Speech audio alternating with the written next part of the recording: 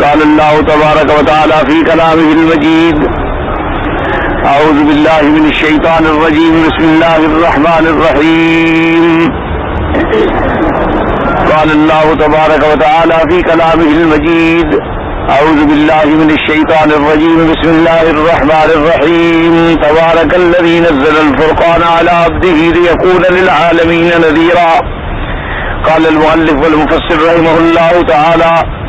أدام النفع بعلومه وعلومكم في الدارين آمين. إلى أن قال. الحديث الرابع. قال البخاري رحمه الله تعالى: حدثنا عمرو بن محمد قال حدثنا يعقوب بن إبراهيم قال حدثنا أبي صالح بن كيسان عن ابن شهاب قال أخبرني أنس بن مالك أن الله تابع الوحي على رسوله صلى الله عليه وسلم قبل وفاته حتى توفاه أكثر ما كان الوحي، ثم توفي رسول الله صلى الله عليه وسلم بعد. وهكذا رواه مسلم عن عمرو بن محمد هذا، وهو الناقد وحسن الحلواني وعبد بن حميد والنسائي النساء بن منصور القوسج، أربعتهم من يعقوب بن إبراهيم بن سعد الزهري به. ومعناه أن الله تعالى تابع نزول الوحي على رسوله صلى الله عليه وسلم شيئا بعد شيء كل وقت بما يحتاج إليه، ولم تقع فترة بعد الفترة الأولى التي كانت بعد نزول الملك أول مرة، بقوله تعالى: اقرأ باسم ربك الذي خلق، فإنه استلبس الوحي بعدها حينا يقال قريبا من سنتين أو أكثر، ثم عمل الوحي يتتابع، وكان أول شيء نزل بعد تلك الفترة: يا أيها المدثر قم فأنذر. اب مفسر رحمۃ اللہ علیہ فضائل القرآن کے اپنے رسالے مبارک میں چوتھی حدیث مبارک نقل فرما رہے ہیں کہ حضرت انس بن مالک رضی اللہ تعالیٰ عنہ سے روایت ہے کہ حضور پاک صلی اللہ علیہ وسلم پر اللہ نے پھر وحی مبارک جو ہے وہ لگاتار بھیجی آپ کی وفات مبارک تک. تو اللہ تبارک و تعالیٰ کی اس میں حکمتیں تھیں. اللہ تبارک و تعالیٰ اگر چاہتے تو ساری وحی ایک دفعہ ہی نازل فرما دیتے، یعنی جیسے قرآن مقدس کو اللہ نے لوح محفوظ میں محفوظ فرما دیا اور پھر لوح محفوظ سے سماعت دنیا بیت العزت میں محفوظ فرما دیا، وہ چاہتے تو اپنے پاک پیغمبر پر پورا قرآن مقدس ایک دفعہ نازل فرما دیتے، لیکن اس کے اندر بہت بڑی مشکلات تھی. ایک مشکل سب سے بڑی تو یہ تھی کہ جتنے انبیاء پہلے گزرے ہیں ان کو اللہ نے تعلیم عطا فرمائی تھی، پڑھنے کی بھی اور لکھنے کی بھی. اور حضور پاک صلی اللہ علیہ وسلم کو جب اللہ نے بھیجا تو النبی الامی الہاشمی، حضور صلی اللہ علیہ وسلم کی صفت ہی آئی الامی، یعنی ماں کے پیٹ سے پیدا ہونے والے جو بالکل کسی مدرسے میں نہیں پڑھے. اور اس میں بھی حکمت تھی کہ جو کسی سے نہ پڑھے اور پوری دنیا کو پڑھا ڈالے، جو کسی مدرسے میں زانو تلمذ تہا نہ کرے اور ساری دنیا کو اپنا غلام بنا دے. اور اس میں بھی حکمت تھی کہ کوئی دنیا الزام نہ لگا سکے. اگر حضور پاک صلی اللہ علیہ وسلم پہلے کسی مکاتب میں، مدارس میں یا اہل کتاب کے علماء میں کچھ پڑھتے تو دشمن تو کہتے کہ جی ان سے پڑھ کے قرآن بنا رہے ہیں، لیکن جب اللہ پاک نے آپ کی صفت ہی الامی رکھی تو اب کوئی الزام تو دے نہیں سکتا ماں سوا اس کے کہ دشمنی میں کہتا رہے، دشمنی اور اناد میں کہتا رہے. اور دوسری حکمت یہ تھی کہ جب کوئی مسئلہ پیش آیا اللہ کا وحی آ گیا، فوراً اس مسئلے کا حل آ گیا. تو جب مشکل مسائل پیش آتے گئے اللہ پاک اس کو حل فرماتے گئے.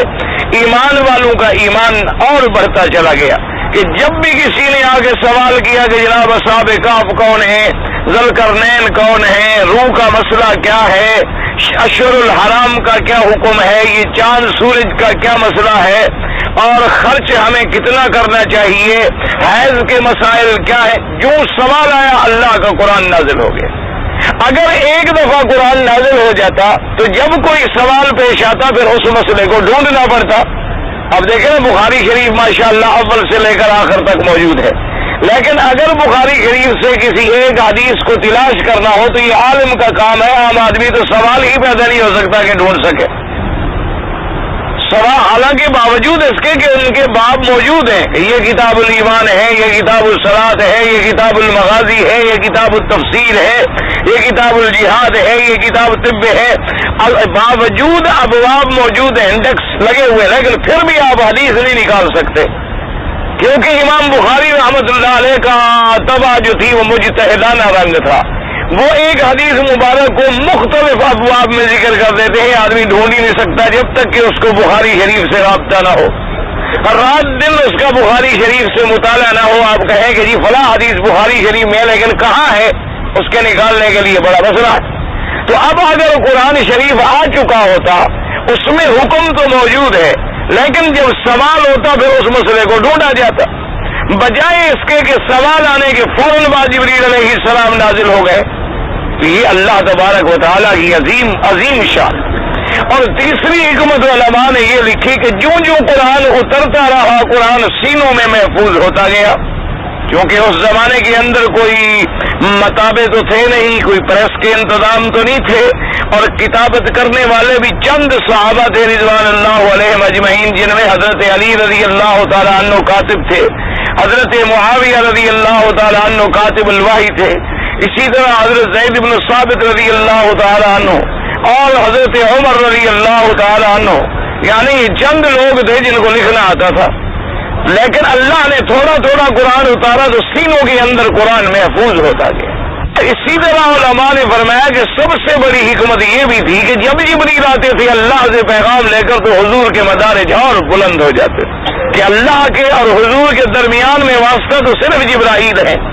تو وہ واسطہ جتنی دفعہ زیادہ آئے گا اتنی زیادہ عظمت اور شان کا اظہار ہوگا محمد مصطفیٰ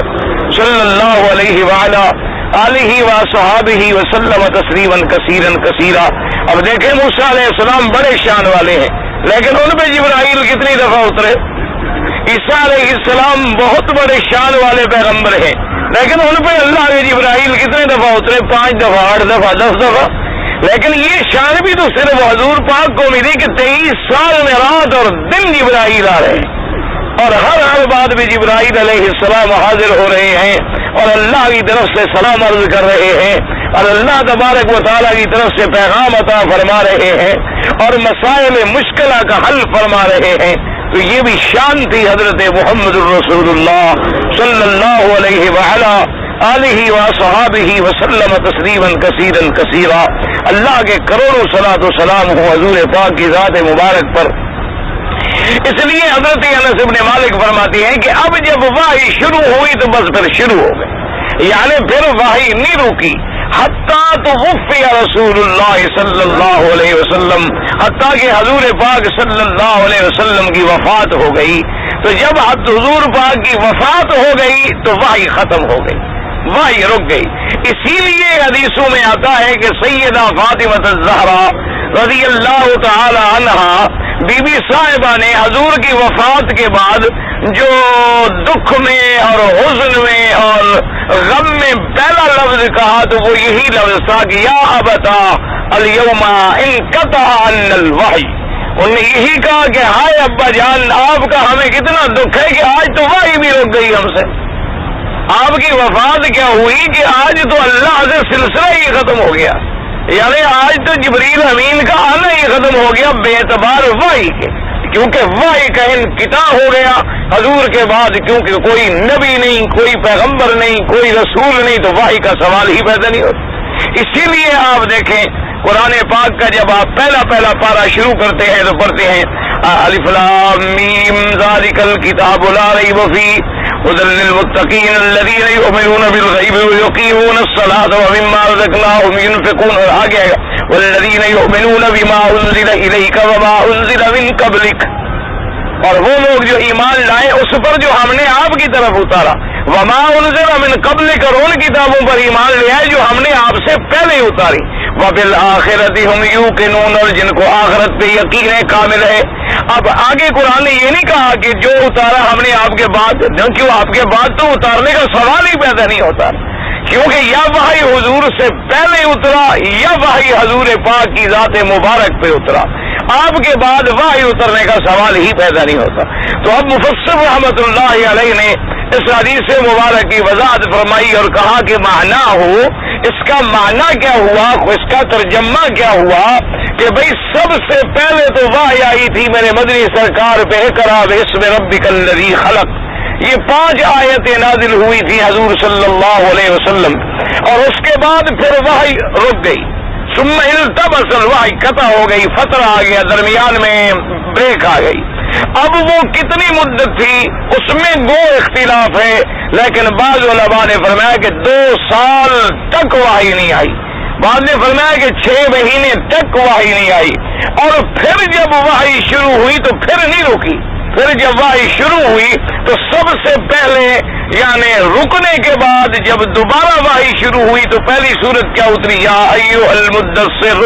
یا ایھا المدثر قم فانذر وربک فکبر وثیابک فطہر. اور اس کے بعد ثم تاب الوحی، اس کے بعد وحی آتی رہی حتی توفی رسول اللہ صلی اللہ علیہ وسلم، حتیٰ کہ حضور پاک صلی اللہ علیہ وسلم کی وفات مبارک ہو گئی. تو اس لیے وحی کا متواتر آنا جو ہے یہ بھی عظمت قرآن مقدس کی دلیل ہے. فرماتے ہیں الحدیث الخامس حدثنا ابو نعیم قال حدثنا سفیان عن الاسود بن قیس قال سمعت جندبا رضی اللہ تعالی عنہ یقول اشتقى رسول اللہ صلی اللہ علیہ وسلم علیکم لیلة او لیلتین فاتته امرأة فقالت یا محمد صلی اللہ علیہ وسلم ما ارى شیطانک الا ترکک فانزل اللہ تعالی والضحى واللیل اذا سجى ما ودعك ربك وما قلى. وقد رواه البخاري في غير موضع ايضا ومسلم والترمذي والنسائي من طرق اخر عن سفيان وهو الثوري والشعبة بن الحجاج كلاهما عن الاسود بن قيس العبدي عن جندب بن عبد الله البجلي به. وقد تقدم الكلام على هذا الحديث في تفسير سورة الضحى. اب مفسر رحمۃ اللہ علیہ فرماتی ہیں کہ ایک حدیث مبارک میں آتا ہے، اسود ابن قیس کہتے ہیں کہ میں نے جندب سے سنا قال اشتقى رسول اللہ صلی اللہ علیہ وسلم، حضور پاک صلی اللہ علیہ وسلم کو تکلیف ہوئی، یعنی آپ کو کچھ تکلیف پیش آ گئی.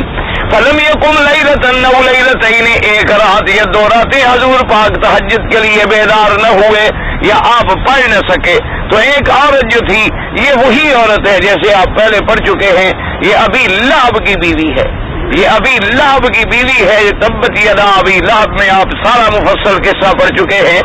ابی لہب بھی سب سے بڑا دشمن تھا میرے مدنی محمد مصطفیٰ کا صلی اللہ علیہ وسلم. اور اسی طرح اس کی بیوی جو تھی جس کا لقب تو ام جمیل تھا، ویسے آور کہتے تھے اسے،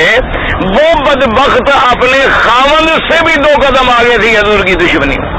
نعوذ باللہ ثم نعوذ باللہ، ہر وقت ایک دھن لگی ہوئی تھی حضور پاک صلی اللہ علیہ وسلم کی مخالفت کرنے. کبھی راستے میں کانٹے بچھا رہی ہے اور کبھی حضور پاک کے خلاف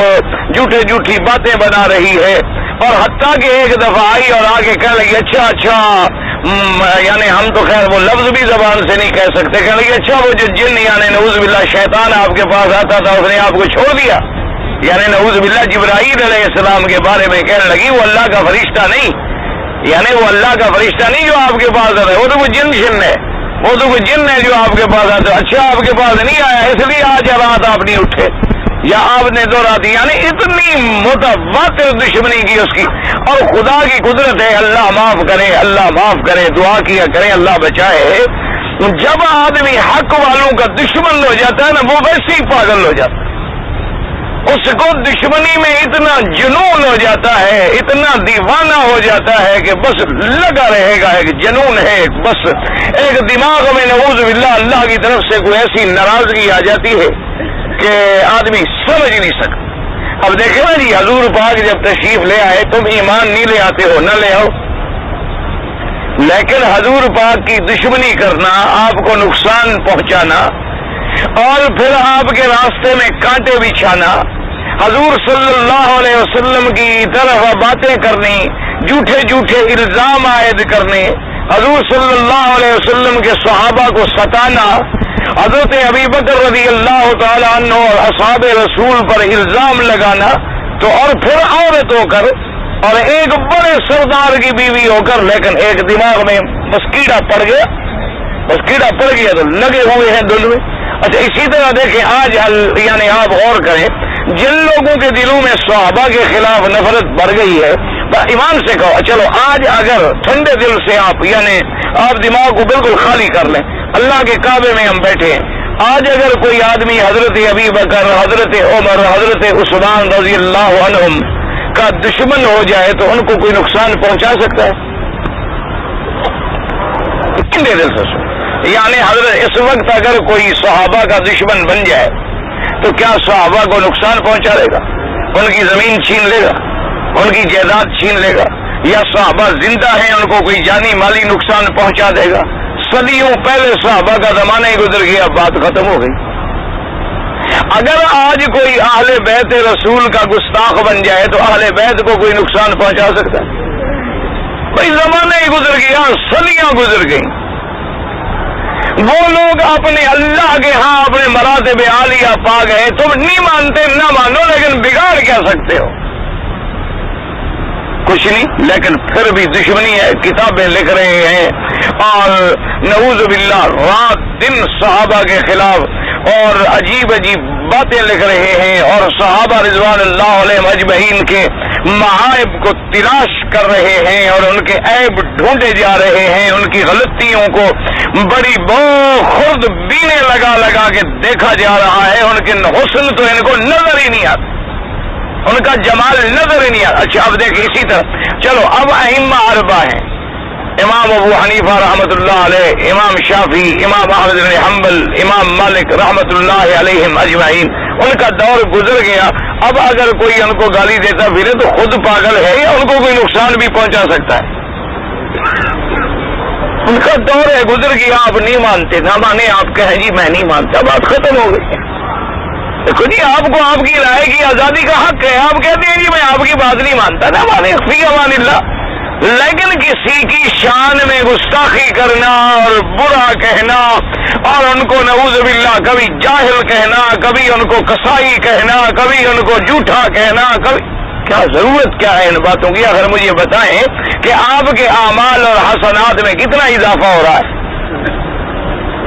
یہ قدرت ہے، اللہ سے دعا کرو کہ اللہ ہمیں سیدھے راستے پہ لگائے،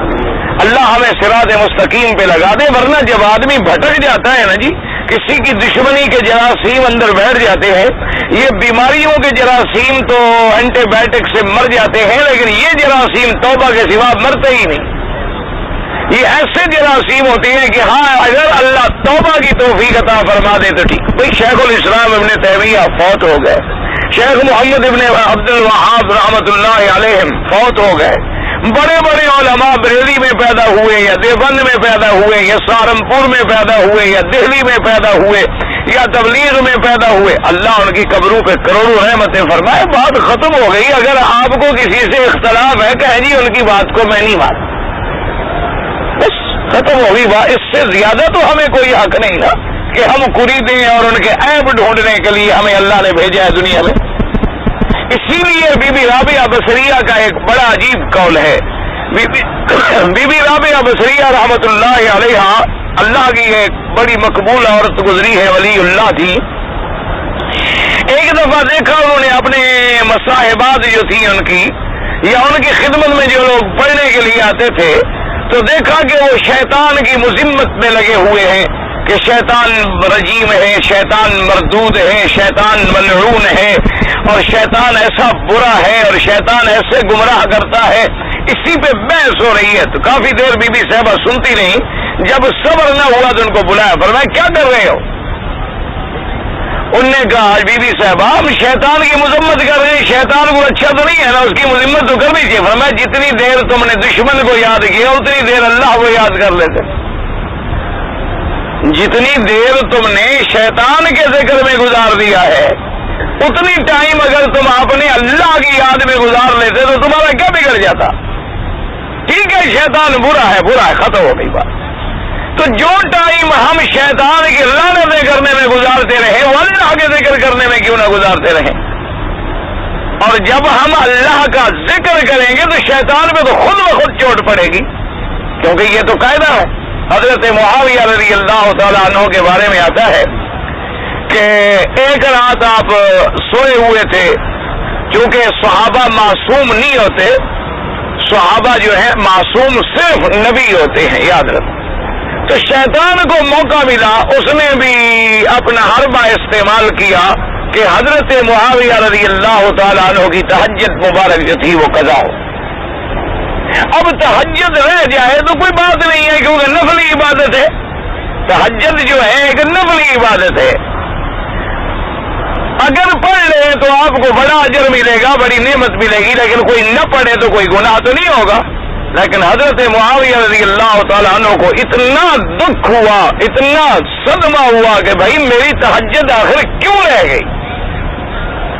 اور آپ نے جناب اشراق کے وقت میں عبادت کی، پھر ابابیل کے وقت میں عبادت کی، اور رات کو 8 رکعتیں پڑھتے تھے، تو دن میں آپ نے 50 رکعت نفل ادا کی اور استغفار کرتے رہے اور اللہ کا ذکر کرتے رہے اور اللہ کے آگے روتے رہے کہ پتہ نہیں مجھ سے کیا خطا ہو گئی کہ آج میری تہجد رہ گئی۔ تو دوسری رات آپ بالکل تیار ہو کے سوئے کہ بھئی اللہ نے مہربانی فرمایا ایسا نہ ہو کہ کہیں میری آج تہجد رہ جائے۔ تو شیطان لعین ایک انسان کی شکل میں آیا اور ان کو وقت پہ آگے جگانا شروع کیا کہ جاگو جاگو وقت ہو گیا تہجد کا۔ تو حضرت نے پکڑ لیا، اور یہ کہنا ہے کہ شیطان یا جن اگر شکل بدل لیں اور آپ پکڑ لیں پھر یہ نہیں بھاگ سکتے، یہ کہتا ہے، یعنی ایسے آپ ان کو نہ پکڑ سکتے ہیں نہ دیکھ سکتے ہیں۔ لیکن اگر مثلاً وہ ایک جانور کی شکل بن گیا ہے، بکرا بن گیا، بکری بن گیا، کچھ بن گیا، انسان بن گیا، لیکن اب آپ نے پکڑ لیا تو اب جب تک آپ اپنا ہاتھ نہ چھوڑائیں وہ نہیں بھاگ سکتے۔ لیکن شرط یہ ہے کہ پکڑنے والا بھی مومن ہو، آپ جیسا میرے جیسا تھوڑا پکڑ لے گا، پکڑنے والا بھی تو آگے ہو نا جس کے اندر ایمان ہو۔ تو حضرت اسی لیے حضور نے فرمایا تھا نا میرا دل چاہا کہ میں اس کو پکڑ کے باندھ دوں ستون کے ساتھ، صبح کو مدینے کے بچے کھیلتے رہیں اس کے ساتھ، لیکن پھر اللہ نے فرمایا کہ نہیں بس اس کو راز رہنے دیں ابھی۔ تو حضرت معاویہ رضی اللہ تعالیٰ نے کہا کہ بھائی کون ہو تم؟ انہوں نے کہا جی بس میں آپ کا ایک خادم ہوں، اور میں نے کہا تہجد نہ رہ جائے آپ کو جگانے۔ آپ نے کہا نہیں، سیدھی بات بتلاؤ۔ انہوں نے کہا جی میں آپ کا خادم ہوں، میں آپ کو تہجد کے لیے جگا رہا ہوں، میں کوئی برا کام تو نہیں کر رہا، میں تو آپ کو اٹھا رہا ہوں کہ حضرت اٹھے تہجد پڑھیں، آپ کیوں ناراض ہو گئے؟ مجھے چھوڑے تو صحیح۔ آپ نے کہا نہیں میں نہیں چھوڑتا، سیدھی بات کرو۔ انہوں نے کہا جی ہوں تو میں شیطان۔ انہوں نے کہا شیطان ہو کہ مجھے تہجد کے لیے کیوں جگا رہے؟ انہوں نے کہا جی کل تو آپ نے میری گردن توڑ دی، میں نے آپ کی 8 رکعتیں چھڑائی، آپ نے تو 50 رکعتیں پڑھ ڈالی، تو میں نے کہا بہتر ہے وہی 8 پڑھتا رہے اور زیادہ تو نہ پڑھے، اس لیے میں وقت پر اٹھا دوں اپنا، وہی 8 تو پڑے گا، یہ تو پھر دن کو 50 پڑھ دیتا ہے، میرے لیے تو اور مصیبت بن جاتا ہے جب اللہ کی عبادت شروع کر دیتا ہے۔ تو آپ نے کہا بات تم نے سچی کی ہے، اس لیے میں تمہیں چھوڑتا ہوں، لیکن تمہارے کہنے پر تو میں خیر کا کام ہی نہیں کرتا، کیونکہ اللہ نے فرمایا کہ شیطان تمہارا دشمن ہے، اسی کے اندر بھی تمہاری کوئی دشمنی ہوگی، تمہارے کہنے سے میں نہیں پڑھتا، تم جاؤ میری مرضی آئی میں بعد میں پڑھوں۔ تو اس لیے بہرحال کہنے کا مقصد یہ تھا کہ اگر آپ نے حقیقتاً شیطان کو نقصان پہنچانا ہے تو اس کی مخالفت کریں، اللہ کے ذکر میں مشغول ہو جائیں، قرآن پاک پڑھنا شروع کر دیں، نماز پڑھنی شروع کر دیں، طواف کرنا شروع کر دیں، عبادت کرنی شروع کر دیں، شیطان خود بخود ذلیل ہو جائے گا۔ اسی طریقے سے اگر آپ کا کسی اہل علم کے بارے میں مخالفت آ گئی، اس کے بجائے آپ خود علم کی تحقیق شروع کر دیں، آپ ان مسائل کے بارے میں خود محنت کرنی شروع کر دیں، اور اس پر دلائل کے ساتھ انتہائی ادب کے ساتھ ایک بات لکھ دیں کہ جی میری عقل میں اس مسئلے پر دلائل یوں ہیں، اور فلاں فلاں کتاب میں یوں لکھے ہوئے ہیں، اللہ پاک رحمت فرمائے، میری رائے یہ ہے کہ ان سے غلطی ہوئی ہے تو اللہ ان کو معاف فرما دے، اللہ تبارک و تعالیٰ اس میں مسامحت فرمائے۔ اس کا فائدہ یہ ہوگا کہ تمہارا مخالف بھی تمہاری تحریر کو پڑھے گا، لیکن اگر تم گالیاں دینے پہ آؤ گے تو پھر کیا فائدہ ہو جائے گا؟ پھر تو کہے گا بھی یہ تو دشمن ہے، چھوڑے اس کو، اس کی بات ہی نہ سنو۔ اس لیے ہمیشہ قاعدہ ہے کہ آدمی ایسی، اب وہ اتنی بڑی دشمن تھی کہ آ کے نعوذ باللہ ثم نعوذ باللہ ثم نعوذ باللہ آ کے اللہ کے نبی کو کیا کہہ رہی ہے کہ جی وہ جو آپ پہ آتا تھا وہ چھوڑ گیا آپ کو۔ اللہ نے قرآن اتارا والضحى واللیل اذا سجا ما ودعك ربك وما قلى، اللہ نے فرمایا ہمیں قسم ہے ضحیٰ کے وقت کی اور رات کی جب اس کا اندھیرا چھا جائے، ما ودعک ربک وما قلی، نہ تو تیرے رب نے تجھے چھوڑا ہے نہ تجھ سے ناراض ہے۔ ہم نے اگر وحی روکی ہے تو اس میں بھی حکمتیں ہیں، یہ نہیں کہ ہم تو آپ سے ناراض ہو گئے، نہیں، سوال ہی نہیں، آپ تو ہمارے نبی ہیں، آپ ہمارے رسول ہیں، آپ ہمارے پیغمبر ہیں۔ تو مفسر رحمت اللہ علیہ نے اس واقعے کو بھی نقل فرمایا، فرماتے ہیں المناسبۃ فی ذکر ھذا الحدیث، اب فرماتا ہے کہ دیکھو پہلی حدیث اور یہ دوسری حدیث، پانچویں حدیث اور چوتھی حدیث، اس کو میں نے فضائل قرآن میں کیوں ذکر کیا؟ حالانکہ میرا تو باعث تھی فضیلت قرآن سے، یہ تو دلیل ہوئی قرآن کے اترنے کی، وحی کے آنے کی، ان کی مناسبت کیا ہے؟ کہتے ہیں والمناسبۃ فی ذکر ھذا الحدیث والذی قبلہ فی فضائل القرآن ان اللہ تعالی اللہ برسولہ عنایۃ عظیمۃ ومحبۃ شدیدہ حیث جعل الوحی متتابعا علیہ ولم یقطعه عنہ ولہذا انما انزل علیہ القرآن مفرقا لیکون ذلک ابلغ بالعنایۃ والاکرام۔ اب مفسر کہتا ہے کہ اصل بات سمجھو، فضائل قرآن سے اس کی مناسبت یوں ہے کہ اللہ پاک کو اپنے پیارے نبی سے اتنی پیار ہے، اتنی محبت ہے، اور حضور کا اتنا بڑا شان ہے کہ اللہ نے پھر وحی متواتر رکھی۔ تو اب شان والا نبی ہے تو وحی کتنی شان والی آتی رہی، تو اس وحی کی عظمت کا بھی اسی کے اندر آ گیا، کیونکہ جب تک اللہ نے قرآن نہیں اتارا تو میرے مدنی پاک کا تعارف کیا ہوتا تھا؟ کوئی پوچھتا تو آپ کیا فرماتے تھے؟ محمد ابن عبداللہ۔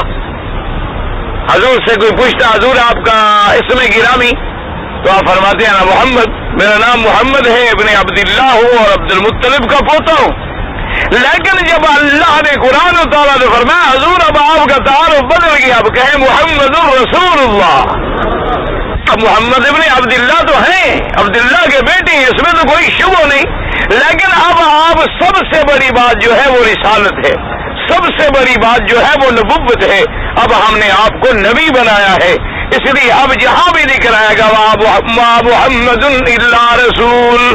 کہیں آئے گا محمد الرسول اللہ، اور کہیں آئے گا یا ایھا الرسول بلغ ما انزل الیک من ربک، اور کہیں آئے گا انا ارسلناک شاہدا ومبشرا ونذیرا،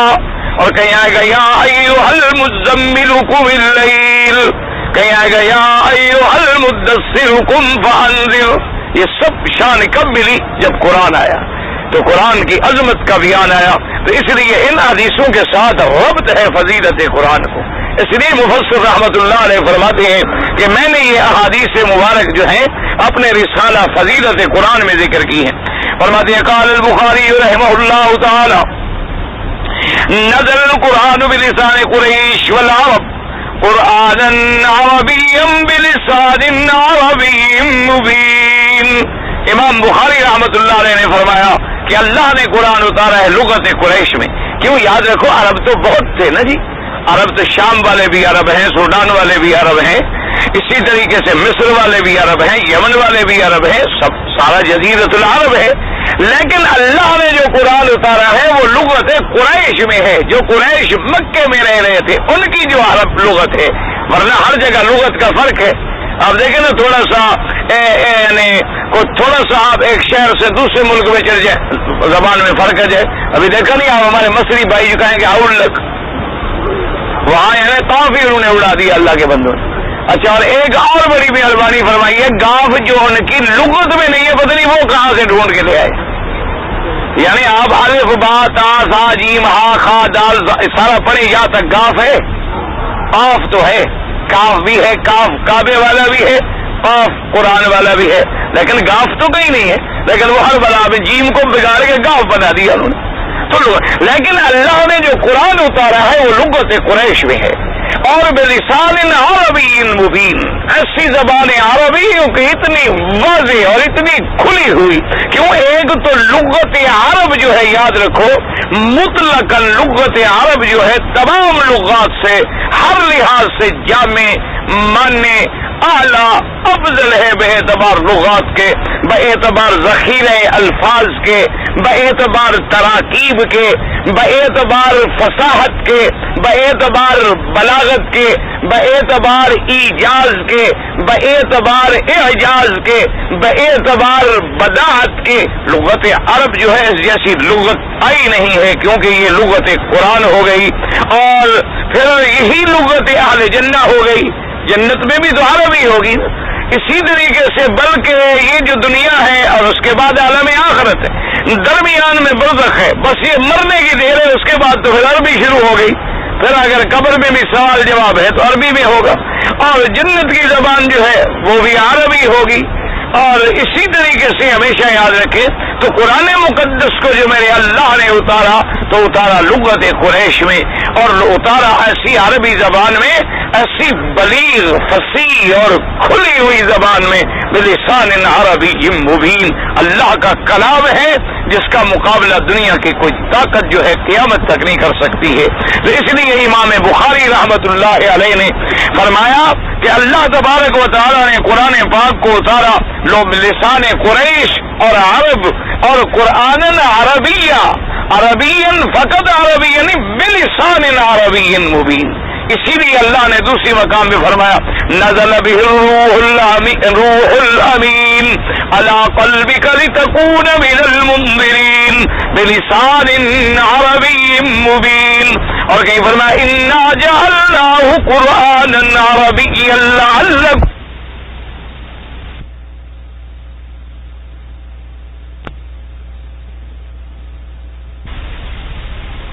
جتنی کتابیں گزری ہیں لغات سریانی میں تھی، لغات عبرانی میں تھی۔ پہلی جو کتابیں گزری ہیں تورات ہے، انجیل ہے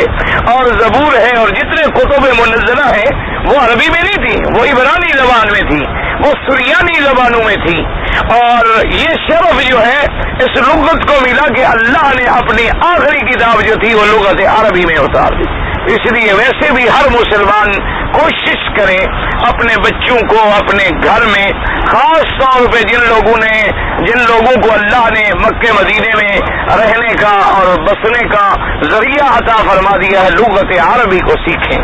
لغت عربی کو کوشش کریں حاصل کرنے کی۔ اچھا، اور یہ بھی کہنا ہے کہ لغت عربی کا چونکہ ہمارے دین سے تعلق ہے، ایمان سے تعلق ہے، قرآن سے تعلق ہے، حضور پاک سے تعلق ہے، جنت سے تعلق ہے، اللہ کے کلام ہونے سے تعلق ہے، اگر آدمی تھوڑی سی توجہ کرے تو جلدی سیکھ لیتا ہے بنسبت اور زبانوں کے، کیونکہ اور زبانوں کے ساتھ تو اجنبیت ہے نہیں۔ اچھا، اب انگریزی زبان سے آپ کا کیا رشتہ ہے، فرینچ سے آپ کا کیا رشتہ ہے، اسی طرح ڈچ زبان سے آپ کا کیا رشتہ ہے، افریقن زبانوں سے آپ کا کیا رشتہ ہے، زل سے آپ کا کیا رشتہ ہے، سنسکرت سے آپ کا کیا رشتہ ہے، اسی طریقے سے اور کتنی زبانیں۔ لیکن عربی زبان کا تو جیسے اللہ نے ہمیں دین فطرت پہ پیدا کیا تو یہ بھی تو اللہ کی لغت ہے، اللہ کا کلام ہے نا جی، اس لیے ذرا عربی کی طرف آئیں تو فوراً آ جائے۔ ابھی دیکھیں نا آپ، اردو میں، پنجابی میں، فارسی میں، بنگلہ دیش والے، برما والے کتنے عربی کے لفظ ہیں جو استعمال کریں گے جب خط لکھیں گے جی محترم مکرم حضرت والد گرامی۔ اب محترم مکرم کوئی بنگالی کا لفظ ہے یا اردو کا لفظ ہے، پنجابی کا لفظ ہے، عربی کا لفظ ہے، لیکن ہمارے یہاں استعمال ہوتا ہے محترم مکرم۔ اسی طرح بعض لوگ جیسے لکھ لیتے ہیں قبلہ و کعبہ، ابا جان، تو اب قبلہ کعبہ کو اردو کا لفظ ہے، برمی کا لفظ ہے، سنسکرت کا لفظ ہے۔ قبلہ تو قرآن کا عربی لفظ ہے نا، اور کعبہ عربی لفظ ہے، یہ تو دونوں عربی کے لفظ ہیں، لیکن ہمارے یہاں اس کا استعمال ہوتا ہے۔ اسی طرح آپ اگر تھوڑا تھوڑا ڈھونڈنے کی کوشش کریں، آپ کو کئی لفظ جو ہیں آپ اپنی زبانوں میں ان عربی لفظوں کو استعمال کر رہے ہیں، اور وہ ایسے زبانوں میں چڑھ گئے جیسے آپ کہہ دیتے ہیں خدا حافظ، تو خدا تو فارسی کا لفظ ہوا، حافظ عربی کا لفظ ہوا حفاظت سے۔ اب ہر آدمی کہا اچھا جی خدا حافظ، اچھا جاتے ہیں، اچھا جی آپ جا رہے ہیں، اچھا جی فی امان اللہ۔ اب فی امان اللہ کوئی اردو کا لفظ ہے، فی امان اللہ کون سا کوئی عربی کا، لیکن عربی کا لفظ ہے، اور ہمارے یہاں کتنا استعمال ہوتا ہے، کتنا استعمال ہوتا ہے کہ بالکل جناب یعنی عام آدمی بھی کہے اچھا جی ماشاء اللہ فی امان اللہ، اچھا ماشاء اللہ کہتے ہیں، ماشاء اللہ اردو کا لفظ ہے، عربی کا لفظ ہے۔ تو اس لیے تھوڑا سا اگر آپ کوشش کریں، تھوڑی سی اگر آپ ہمت کریں تو فوری طور پر جیسے آپ کہتے ہیں نا جی یہ کوئی طریقہ ہے بات کرنے کا، تو طریقہ کوئی اردو کا لفظ ہے، طریقہ طریق سے ہے نا، راستہ یعنی سیدھا راستہ تو بات سیدھی کر رہی ہے، غلط ٹیڑھی میری بات کرنے کا کوئی طریقہ ہے؟ یعنی یہ کوئی راستہ ہے؟ یہ ایسی بات کیوں کیجیے؟ تو اب لفظ طریقہ آ گیا، طریق سے ہے تو اب آپ اس کو استعمال کر رہے ہیں، تو اسی طریقے سے بڑے الفاظ اگر آپ ڈھونڈنے شروع کریں گے نا جی تو ایک کتاب لکھ سکتے ہیں آپ کہ وہ عربی کے الفاظ ہمارے اندر داخل ہیں، لیکن ہم عربی سیکھنے کی کوشش کریں تو بس 1-2 مہینے لگیں گے، اب ماشاءاللہ پھر آپ کو عربی بولنا جو ہے آ جائے گا۔ اب یہاں دیکھیں نا جی بعض ہمارے بالکل ان پڑھ، بالکل دیہاتی جانگلی، لیکن جناب مکے میں رہتے ہیں، ایسی اچھی عربی بولتے ہیں، ہمیں نہیں بولنی آتی، سچی بات ہے۔ ہم تو پھر بھی کتابوں والی عربی بولتے ہیں نا جی، مشکل ہمارے لیے تو مشکل ہے نا، ہم تو اگر عربی بولیں گے تو ہم تو پھر وہی قرآن والی عربی بولیں گے، کتاب والی عربی بولیں گے، ہمیں یہ جو بازار والی عربی ہو تو ہمیں بھی نہیں آتی، اس لیے کہ ان لوگوں سے ہمارا اٹھنا بیٹھنا نہیں ہے نا جی۔ حرم شریف میں پڑھا، عشاء کے بعد فارغ ہوئے، راستے میں ایک دوست ہے، اگر وہ بیٹھا ہو تو کبھی چائے آئے گی پیالی پی لی، اور اس کے بعد جناب گھر چلے گئے، مطالعہ کیا، سو گئے، صبح کو اٹھے جناب حرم میں الحمدللہ اللہ نصیب فرما لے، آپ کی دعاؤں سے خدا محروم نہ فرمائے، آگے درس ہو گیا، اللہ نے توفیق بخشی تو کوئی ایک آدھا طواف بھی کر لیا، نماز پڑھی، چلے گئے، بچوں کو سکول چھوڑا، آئے سو گئے، حضور کو اٹھے، غسل کیا، حرم آئے، نماز پڑھی، گھر چلے گئے، کھانا کھایا، تھوڑا لیٹ گئے، مطالعہ کیا، شام کو پھر حاضر ہو، تو کسی سے اٹھنا بیٹھنا ہے ہی نہیں نا جی۔ اسی لیے ایسی وہ ایک لگی بندی الحمدللہ یعنی ایک روٹین بن گئی ہے۔ اب میرے لیے تو اتنی مشکل ہو گئی ہے، میں باہر جاتا ہوں فون بھی باہر جاتا ہوں، تو اس کی وجہ یہی ہے کہ ایک روٹین بنی ہوئی ہے نا، اس وقت سو جانا ہے، اس وقت پڑھنا ہے، اس وقت کھانا ہے، اور رات کو نہیں کھانا ہے، اور سادہ ایک چائے کی پیالی صبح کو پینی ہے۔ اچھا اب جب باہر بیٹھے ہوئے ہوں، مہمان ہوں، تو کہیں گے عجیب بات ہے جی ہمارے گھر میں آپ مہمان ہیں، وہاں ناشتہ کریں پراٹھے اور مکھن اور فلاں، بھائی میں مولوی نہیں ہوں یار، مجھے خدا کے لیے بخش دو۔ وہ کہ نہیں حضرت ہم نے آپ کے لیے پکائے ہیں، یہ قیمے والے ہیں، یہ چٹنی والے ہیں، یہ مسالے والے ہیں، یہ پتہ نہیں کچوریوں والے ہیں، کیا کیا، وہ تو غریب محبت کرتے ہیں، ہمارا ستیہ ناس پہلے دن ہو جاتا ہے الحمدللہ۔ محبت کا نتیجہ یہ نکلتا ہے جی کہ باقی دن جو ہے ماشاءاللہ وہ بیماری میں گزرتے ہیں، تو ہمارا فی امان اللہ۔ ان کو کہے کہ نہیں بھائی مجھے ایک پیالی چائے، نہیں جی آپ بڑے آدمی بنتے ہیں، آپ ہمارے گھر میں کھاتے نہیں، کیا کریں خدا بندہ، یہ تیرے سادہ دل بندے کدھر جائیں کہ درویشی بھی عیاری اور سلطانی بھی عیاری، درویش بنے فقیر بنے تبھی کہنا جی بڑے آدمی بنتے ہیں جی، ہمارے گھر کا کھانے نہیں جاتے جی، اور اگر کھا لے تو کہتے ہیں مولوی اور حلوہ چھوڑے۔ ہم کیا کریں، کدھر جائیں، اللہ خوش رکھے، بس ہم تو دعا کرتے رہتے ہیں، ہنستے رہتے ہیں، بس سن لیتے ہیں باتیں اور خوش ہو لیتے ہیں، بھائی جیسے تمہارا دل کرے تم بھی اپنا دل بہلا لو، تم بھی سچے ہو، تمہیں بھی حلوے والے مولوی بھی ملتے ہیں، وہ مثلا حلوے والے مولوی مل جاتے ہیں، مثلا مشہور ہے نا ایک مولوی کو حلوہ کھلاتے گئے غریب کو، وہ بیچارہ مر گیا، بیمار ہو گیا، ڈاکٹر کے پاس لے گئے، اب نف ہوئی، پیٹ بھرا ہوا ہے، بے ہوش پڑے ہیں، سانس مشکل سے نکل رہی ہے، تو انہوں نے کہا حضرت جلدی کرو، منہ کھولو، گولی ڈالو، انہوں نے کہا حضرت گولی کی جگہ ہوتی تو حلوہ نہ ڈال لیتا۔ تو ایسے مولوی بھی تو ملتے ہوں گے نا غریبوں کو، وہ بھی تو سچے ہیں، ان کا قصور وصور کوئی نہیں ہے۔ کہنے لگا ڈاکٹر صاحب بھی عجیب آدمی ہے، گولی کی گنجائش ہوتی تو میں حلوہ نہ ڈال لیتا اتنا، گولی کی گنجائش کوئی نہیں ہے۔ تو اس لیے بہرحال دعا کریں اللہ محروم نہ کر دے۔ واللہ میں خوشامد نہیں کر رہا، نہ میں نعوذ باللہ اس میں کوئی تکبر کر رہا ہوں، میرا تو ایمان ہے یہ جو سفید داڑھی والے کچھ لوگ بیٹھتے ہیں نا، ان کی دعاؤں سے گاڑی چل رہی ہے، یہ اپنا اپنا اعتقاد ہے، اپنی اپنی طبیعت میں یقین ہے، ورنہ میرا کوئی ایسا عمل نہیں، کوئی ایسا علم نہیں، کوئی ایسا فضل نہیں کہ میں اتنا کام کر سکوں۔ یہ صرف میں سمجھتا ہوں اپنے ان طالبوں میں سے کچھ ایسے لوگ بھی ہیں جو دل سے مجھے دعا کرتے ہیں، مجھے پتا ہے، یعنی آدمی کو محسوس ہوتا ہے نا جی، آدمی کو دشمنی بھی محسوس ہوتی ہے اور دوستی بھی محسوس ہوتی ہے، مجھے پتا ہے کہ بعض میرے غریب بھائی جو ہے نا، میرے ساتھی طالب العلم، یہ دل سے دعائیں کرتے ہیں، اور جب ان کی دل سے دعائیں ہوتی ہیں تو پھر میری گاڑی چلتی رہتی ہے، کبھی دھکا سٹارٹ ہو گئی، کبھی سلف سے چل پڑی، چلتی رہتی ہے الحمدللہ ثم الحمدللہ۔ بس یہ آپ حضرات کی دعائیں ہیں، بس آپ دعاؤں سے نہ محروم کیا کریں۔ اور اس لیے فرماتے ہیں جناب کہ قرآن مقدس جو ہے اللہ ہمیں عربی زبان بھی سکھلا دے۔ حدثنا ابو الجمال قال حدثنا شعيب بن الزهري قال اخبرني انس بن مالك قال فامر صالح الفاضل وصحاب سيدنا عبد الله بن الزبير وعبد الله بن الحارث بن الشام ينسخوها في المصائب وقال اذا اختلفتم انتم وزيد في عربيه من عربيه القران فاكتبوها بلسان قريش فان القران نزل بلسانهم ففعلوا۔ حضرت انس بن مالک کہتے ہیں کہ حضرت عثمان بن عفان نے رضی اللہ عنہ آپ نے حکم دیا کس کو؟ زید بن ثابت، سعید بن العاص، عبداللہ ابن الزبیر، عبداللہ ابن الحارث ابن ہشام، ان کو حکم دیا کہ تم ان کو نقل کرو مصحف کے اندر قرآن پاک۔ اور فرمایا اذا اختلفتم انتم وزید فی عربیۃ من عربیۃ القرآن، کہ اگر تم لوگ اور زید بن ثابت کسی قرآن کے لفظ میں اختلاف ہو جائے عربیت کے اعتبار سے، تو پھر تم کیا کرو گے؟ پھر لغت قریش کو ترجیح دو گے، کیونکہ اللہ نے قرآن جو ہے وہ لغت قریش میں اتارا ہے۔ اس لیے ہمیشہ یاد رکھیں، یہ مسئلہ بھی بڑا اختلافی ہے علماء کے نزدیک، کہ وہ کہتے ہیں کہ بعض قرآن میں ایسے لفظ بھی ہیں جو عربی نہ ہوں، بعض ایسے لفظ بھی ہیں جو عربی میں نہ ہوں، بعض لوگ اس کے قائل ہیں، لیکن یاد رکھو اصل بات یہ ہے کہ قرآن پورے کا پورا عربی ہے، اس کے اندر باہر کا کوئی لفظ نہیں، کیونکہ جب اللہ نے فرما دیا کہ قرآن بلسان عربی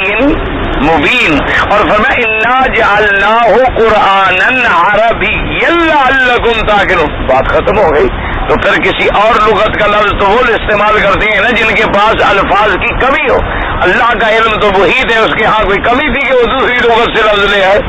تو یہ بات نہیں۔ تو اس لیے بہرحال تو آپ نے فرمایا اگر اختلاف ہو جائے تو پھر لغت قریش کو ترجیح دے۔ یہی وجہ تھی نا کہ ایک دفعہ حضرت سیدنا ابی بکر صدیق رضی اللہ تعالی عنہ نے آمنہ کے لال سرکار مدینہ کی خدمت میں عرض کیا، کہنے لگا حضور آپ کبھی ایسا لفظ بولتے ہیں عربی کا، ایسے ایسے لفظ عربی کے حضرت آپ بولتے ہیں کہ ہم عربی والے بھی نہیں سمجھتے، یعنی ہمارے لیے بھی وہ لفظ بڑا مشکل ہو جاتا ہے۔ حضور نے فرمایا ایسا کیوں نہ ہو، کیوں؟ میں قریشی ہوں اور بنو ہاشم کے گھر میں پیدا ہوا ہوں، اور پھر میں نے بنو سعد کا دودھ پیا ہے، میری عربی ایسی نہیں ہوگی تو پھر کس کی ہوگی؟ ارے فرمایا میری لغت اگر فصیح نہیں ہوگی تو پھر کس کی لغت فصاح ہوگی؟ کیونکہ ایک تو میں قریشی اور دوسرا میں بنو ہاشم کے گھر میں پیدا ہوا، اور تیسرا دودھ بھی مجھے حلیمہ نے پلایا جو بنو سعد قبیلے کی تھی، خاص عرب قبیلے کی، اور ان عرب قبیلوں سے میرا واسطہ تھا، تو میری زبان مبارک سے ایسے لفظ نہیں نکلیں گے تو پھر کس کی زبان سے نکلیں؟ تو حضرت ابی بکر صدیق حیران ہو جاتے تھے، فرماتے کبھی کبھی حضور ایسا لفظ فرماتے ہم سوچتے رہتے کہ اس لفظ کا کیا ترجمہ ہے، حالانکہ ابی بکر صدیق بھی تو عرب تھے، آپ بھی تو قریش تھے، حضور رضی اللہ تعالیٰ عنہ سے تعلق بھی تھا، لیکن حضور کی فصاحت و بلاغت کا کیا کہنا۔ کہتے حاضر حدیث کتاب من حدیث سے آتی قریبا الکلام علیہ ومقصود البخاری رحمہ اللہ تعالی منہ ظاہرا وهو ان القرآن نزل بلغت قریش۔ اب فرماتے ہیں مفسر رحمۃ اللہ علیہ انشاءاللہ آگے چل کر اس حدیث پر آپ پاس بھی پڑھیں گے، امام بخاری رحمۃ اللہ علیہ کا مدعا بڑا واضح ہے کہ قرآن جو ہے وہ لغت قریش میں نازل ہوا بس، اور قریش کیا ہے؟ وہ قریش خلاصۃ العرب، یعنی قریش جو ہے وہ سب عرب سے اعلیٰ ہے۔ ولهذا قال ابو بکر بن ابی داؤد حدثنا عبد الله بن محمد بن خلاد قال حدثنا يزيد بن شيبان عبد الملك بن عمير بن جابر بن سمرة قال سمعت عمر بن الخطاب رضي الله تعالى عنه يقول لا يملين في مصائب هذه الا غلمان قريش وغلمان ثقيف وهذا اسناد صحيح۔ فرمانے لگے کہ ہمارے کی مصائب کے اندر ما سوا قریش کے اور ثقیف کے لڑکوں کے اور کوئی املا نہ کرائے، کیونکہ ان کی لغت میں قرآن اترا ہے، تو جو بات یہ سمجھتے ہیں اور تو کوئی نہیں سمجھ سکتا۔ اب مفسر فرماتے ہیں قال ايضا حدثنا اسماعیل بن اسد قال حدثنا حوزہ قال حدثنا بن عبد الله بن فضال قال لما اراد عمر رضی اللہ تعالی عنہ ان يكتب الامام اقادره نفرا من اصحابه وقال اذا اختلفتم في اللغة فاكتبوها بلغة مضر فان القرآن نزل بلغة رجل من مضر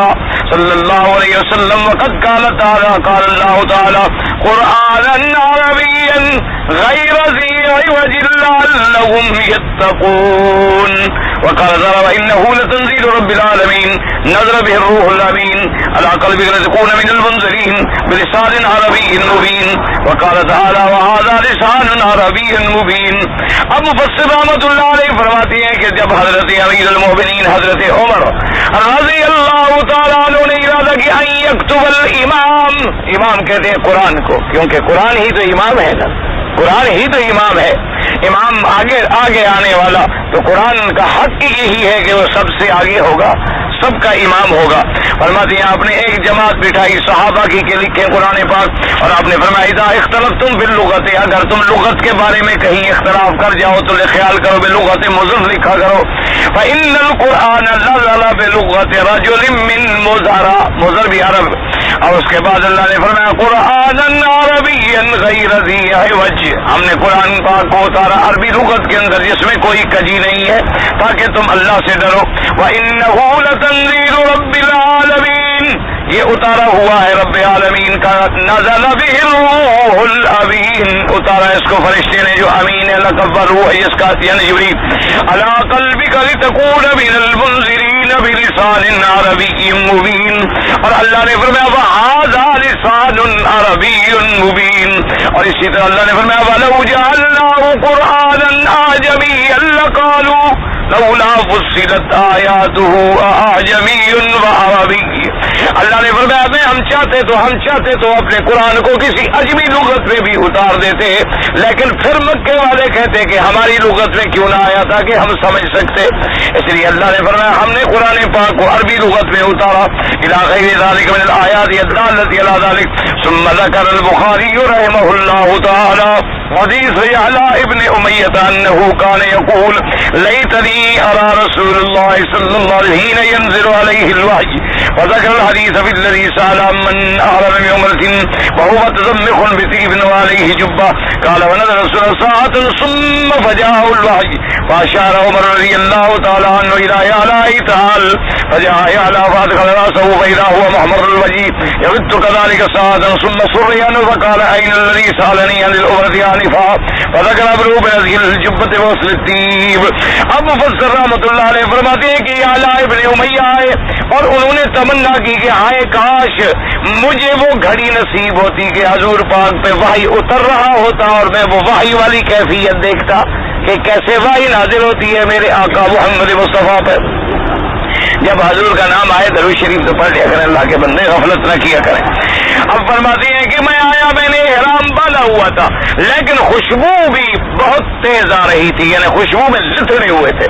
اور اس کے بعد کہتے ہیں آپ کے اوپر جبہ بھی تھا اس پہ بھی خوشبو تھی. قال فنا، اور انہوں نے سوال کیا کہ حضور اس کے بارے میں کیا حکم ہے. حضور پاک کچھ دیر کے لیے خاموش ہوئے، اتنی دیر گزری کہ آپ پہ وحی اترنی شروع ہو گئی. کہتے ہیں کہ مجھے جلدی حضرت عمر نے بلایا، کہنے لگے جلدی آؤ تم دیکھنا چاہتے تھے وہ کیفیت حضور پہ وحی اتر رہی ہے. کہتی ہے کہ میں قریب آ گیا، میں نے آگے دیکھا، میں نے اپنا سر مبارک جو ہے قریب کیا، میں نے کیا دیکھا کہ حضور کا چہرہ مبارک جو ہے وہ سرخ ہو چکا ہے اور آہستہ آہستہ آواز پیدا ہو رہی ہے وحی کی. کہتے ہیں اسی طرح کچھ دیر کے لیے یہ کیفیت رہی. ثم سرّ عنہ، اس کے بعد حضور پاک سے یہ کیفیت مبارک جو تھی وہ کھل گئی اور آپ نے فرمایا این الذی سألنی عن العمرۃ آنفا، وہ آدمی کدھر ہے جس نے عمرے کے بارے میں سوال کیا کہ میں نے احرام باندھا ہوا ہے اور خوشبو بھی لگی ہوئی ہے اور جبہ جو ہے اس پر بھی خوشبو ہے. آپ نے فرمایا ایسا کرو کہ جبہ تو اتارو، احرام میں جبہ نہیں پہنا جاتا، یعنی سلائی والا کپڑا نہیں پہنا جاتا. اور فرمایا جہاں خوشبو ہے اس کو بھی دھو ڈالو تاکہ خوشبو کا اثر جو ہے فوراً ختم ہو جائے. اس لیے مسئلہ ہے کہ احرام سے پہلے تو آپ خوشبو بدن میں لگا سکتے ہیں لیکن کپڑے میں خوشبو نہیں لگا سکتے، اور اگر کہیں لگ جائے فوراً دھو ڈالے. ہوتا ہے نا کبھی کبھی آدمی طواف کرنے لگتا ہے، ہاتھ لگ گیا، ہاتھ کو لگی فوراً دھو ڈالے. اسی طرح بوسہ دینے لگا، منہ کو لگ گئی فوراً دھو ڈالے. تو پھر کوئی دم نہیں دینا پڑتا الحمدللہ. ورنہ اگر کوئی آدمی خوشبو لگائے گا اور ایک پورے عضو پہ لگائے گا تو پھر ایک بکری بطور دم دینی پڑے گی. تو اس لیے حضور پاک نے فرمایا کہ جبہ بھی اتار دو اور جہاں جہاں خوشبو لگی ہوئی ہے اس کو دھو ڈالو. وهذا الحديث رواه جماعة من طرق حديث الكلام عليه في كتاب الحج ولا تظهر مناسبة بينه وبين هذه الترجمة ولا يقال له ذكر في الترجمة التي قبلها كان أظهر بابيا. مفسر رحمۃ اللہ علیہ فرماتے ہیں کہ اس حدیث مبارک کو بہت سارے لوگوں نے ذکر کیا ہے لیکن اس کا مقام جو ہے وہ کتاب الحج ہے. کہتا ہے مجھے سمجھ نہیں آئی کہ بہرحال اس کو اس جگہ کیوں ذکر کیا گیا, لیکن اصل وجہ یہ تھی کہ وہ دیکھنا چاہتے تھے نا وحی کی کیفیت, وحی کی نزول کی کیفیت. تو اللہ کا قرآن بھی تو وحی ہے. اس مناسبت سے مفسر رحمۃ اللہ علیہ نے اس واقعہ مبارک کو اس کے اندر ذکر فرما لیا ہے. اللہ تبارک و تعالی آپ کو بھی اور مجھے بھی قرآن پڑھنے کی, عمل کرنے کی, اس پہ قائم رہنے کی توفیق عطا فرمائے. جی ہم لوگ جو ہیں مسلسل درس میں حاضر ہونا چاہتے ہیں, لیکن کچھ لوگ جو ہیں سامنے بیٹھنے والے ان سے ناراض ہو جاتے ہیں. اب کچھ حلقے کو وسیع کریں یا کتاب پیچھے لے کے بیٹھنے کی اجازت دیں, کوئی حرج نہیں. ایک دوسرے کے پیچھے بھی کتاب لے کے آدمی بیٹھ سکتا ہے, کوئی ایسی بات, کوئی منع نہیں. یعنی پڑھنے کے لحاظ سے جیسے اب ہم مثلا درس دے رہے ہیں تو کعبۃ اللہ کو بھی پشت دے سکتے, کیونکہ جب ہم سنیں گے اسی طرح جب امام خطبہ دے گا تو کعبۃ اللہ کو پشت کرے گا. اسی طریقے سے حضور نے فرمایا میں معراج کی رات جب میں نے دیکھا کہ ابراہیم علیہ السلام کعبۃ اللہ سے اپنی پشت مبارک لگائے ہوئے پڑھا رہے تھے, تو اس لیے اگر جگہ نہ ہو اور تکلیف ہو تو آدمی ایک دوسرے کے پیچھے بھی بیٹھ سکتا ہے, لیکن مہربانی کر کے کوئی تھوڑا سا کھلا کر دیا کرے. اور جو لوگ کتاب والے نہ ہوں وہ کتاب والوں کو حق دیں کہ وہ آگے بیٹھے اور کتاب والے حضرات کو زیادہ موقع ملے تاکہ وہ کچھ کتاب بھی سمجھ سکے اور کچھ ترجمہ بھی سمجھ سکے انشاءاللہ تبارک و تعالی. کیونکہ پہلے بھی ہم نے ابن کثیر رحمۃ اللہ علیہ کا یہ کتاب فضائل القرآن نہیں پڑھے, تو اس لیے ہم نے کہا ان کی ایک تمنا ہے وہ بھی پوری ہو جائے, اور میرا کچھ علاج کے لیے بھی ارادہ تھا, اسی لیے میں نے کہا 1-2 دن کے بعد انشاءاللہ پھر قرآن مقدس جو ہے باقاعدہ شروع کریں گے. بہرحال بھائی ایک دوسرے سے محبت کے ساتھ جگہ دیا کرو. نے حضرت عرض کیا ہے آپ کو کہ اگر آپ نے ایک کتاب ہے اردو میں اگر آپ دیکھنا چاہتے ہیں اس کا نام ہے صلاۃ پیمبر, صلاۃ پیمبر اس کا نام ہے, اردو میں وہ چھپی ہوئی ہے. اگر عربی کی کتابوں میں آپ کو مشکل ہوگا, عربی میں اگر آپ دیکھنا چاہتے ہیں تو معانی الاثار ہے اور وہ عربی کی کتاب ہے, اس کے لیے آپ کو مشکل ہوگی. لیکن اردو میں اگر آپ دیکھنا چاہیں تو وہ صلاۃ پیمبر لے لیں, تو اس میں جتنی مسلک امام ابو حنیفہ رحمۃ اللہ علیہ کے نزدیک مسائل ہیں ان سب مسائل کے ساتھ انہوں نے آگے اپنی دلیل حدیث مبارک سے ذکر کر دی ہے کہ بھئی مثلا حنفی وطر پڑھتے ہیں, 3 پڑھتے ہیں اور پہلے ہاتھ اٹھاتے ہیں, کیوں اٹھاتے ہیں, دلیل کیا ہے, آگے حدیث مبارک موجود ہے. اس لیے آپ وہ لے لیں اور یہاں کسی کتب خانے سے آپ کو آسانی سے مل جائے گی, ورنہ آپ کے ملک میں تو عام ہوگی. تو بہرحال اس میں آپ کو ہر مسئلے پر آگے انشاءاللہ ایک حدیث مبارک مل جائے. اور ہمیشہ یاد رکھیں کہ جتنا ائمہ اربعہ ہیں اللہ ان کی قبروں پہ کروڑوں رحمتیں فرمائے. دیکھو جی ان کو کیا ضرورت پڑی تھی کہ وہ حضور کی حدیث کی مخالفت کر کے قیامت تک سارا عذاب اپنے سر پہ رکھ لیں. آخر آپ خود ٹھنڈے دل سے سوچیں کہ ان کو کیا ضرورت تھی ایسی بات کہنے کی کہ ایک ایسا مسئلہ بیان کر دیں کہ دنیا قیامت تک جو ان کی بات میں چلتی رہے. اگر انہوں نے مثلا گناہ کیا ہے تو سارا پھر عذاب ان پہ آئے گا نا قیامت تک. اور پھر ایک ایک امام کے ماننے والے کوئی 2 یا 4 یا 5 یا 10 یا 1000 2000 کی بات ہے, یہ تو کروڑوں کی بات ہے.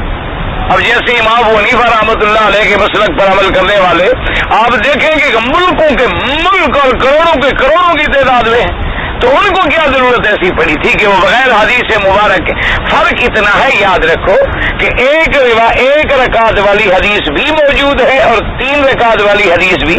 موجود ہے. امام ابو حنیفہ رحمۃ اللہ علیہ اس کو ترجیح دیتی ہیں بنسبت 1 رکعت والی. وہ یہ نہیں فرماتے کہ وہ غلط ہے, یا جو لوگ 1 رکعت پڑھتے ہیں جن کو اللہ نے علم عطا فرمایا وہ ان 3 والوں کو غلط نہیں کہتے, وہ کہتے ہیں اولا افضل یہ ہے کہ 1 پڑھی جائے. اسی طرح امام صاحب کی تحقیق یہ ہے کہ اولا اور افضل یہ ہے کہ 3 پڑھے جائیں, کیونکہ حضور نے ان کو باقاعدہ تشبیہ دی ہے نماز مغرب کے ساتھ.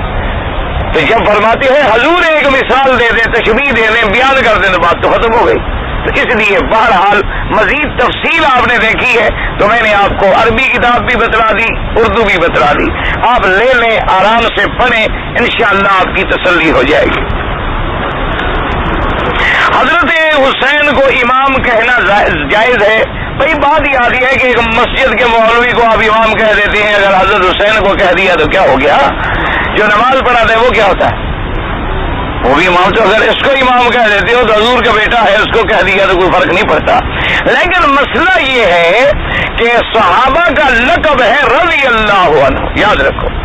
اور اسی طریقے سے پیغمبروں کا لقب ہے علیہ الصلوۃ والسلام۔ میرے مدنی سرکار کا اللہم صلی علی سیدنا محمد وعلی درود شریف۔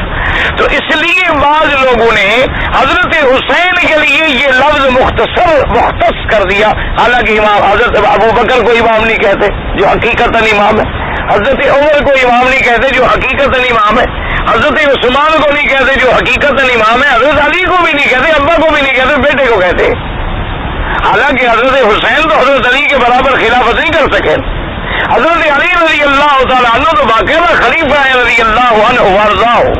ان کو بھی امام کا لفظ نہیں کہتے۔ اس وجہ سے بعض علماء کہتے ہیں کہ چونکہ اب یہ ٹپیکل ورڈ بن گیا ہے ملنگوں کا، تو اس لیے آپ ایسا لفظ جو ہے استعمال نہ کیا کریں۔ یعنی ان کا ایک مشہور لفظ ان کی زبانوں پہ چڑھ گیا ہے اور انہوں نے چڑھا دیا ہے کہ 12 امام، پنجتن امام، امام حسین امام، باقی کوئی بھی امام نہیں،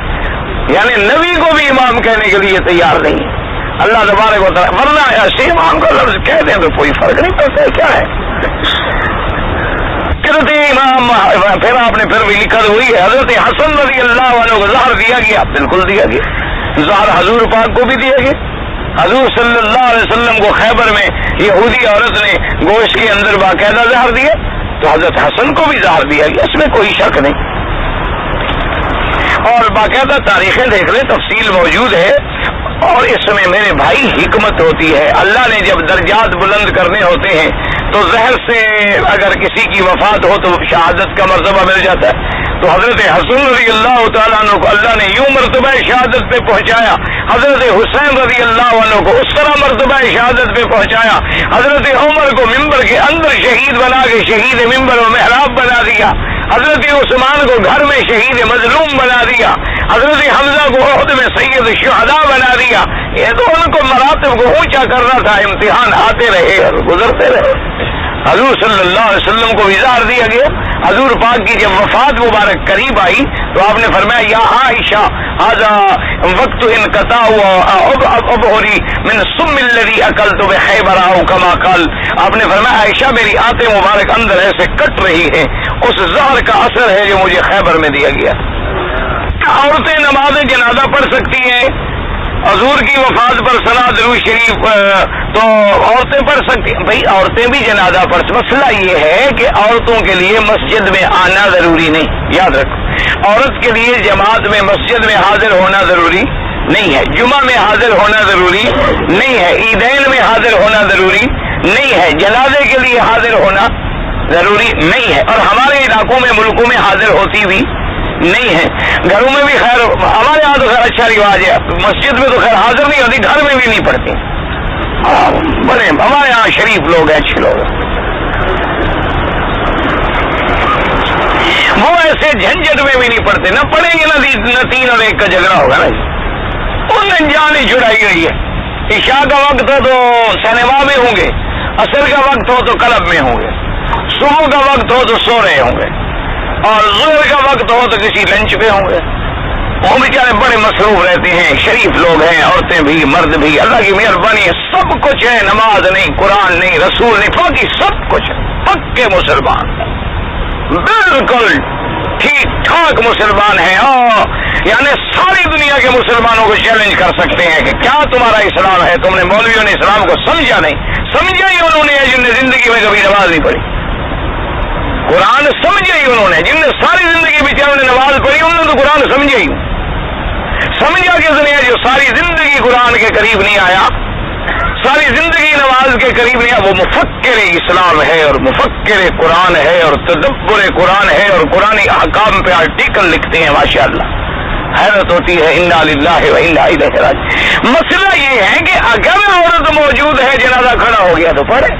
ورنہ اس کو جنازے کے لیے آنا ضروری نہیں، لیکن پہلے موجود ہے، یہاں تو موجود ہوتی ہے نا مسجد میں عورت،